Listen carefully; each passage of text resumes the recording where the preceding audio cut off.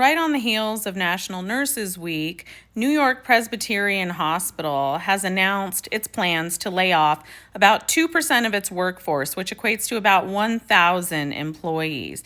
Don't know yet exactly what the breakdown of those employees is going to be, but we do know that it includes nurse practitioners and nurses.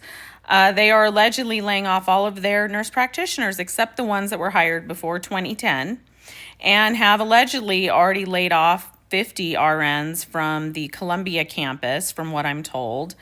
But are they not still building a new cancer center and enlarging another hospital?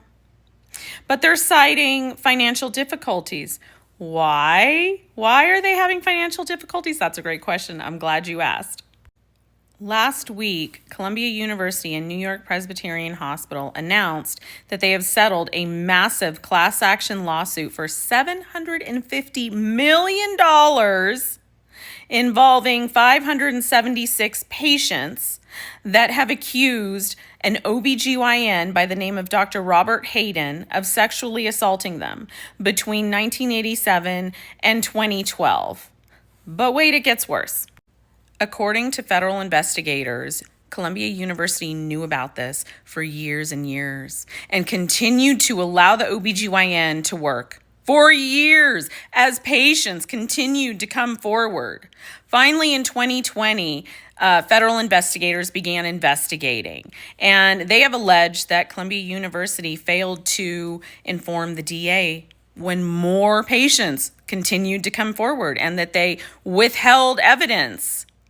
And to date, as far as anyone knows, no one with Columbia University and New York Presbyterian, none of the employees there have been terminated or resigned in the wake of this.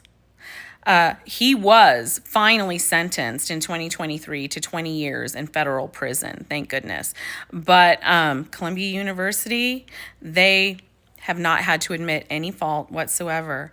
But they're now paying out $750 million in settlements while they let him continue to do harm, to actively harm patients. And now, as the trickle-down effect, nurses and nurse practitioners and other healthcare professionals are being laid off. If that doesn't piss you off.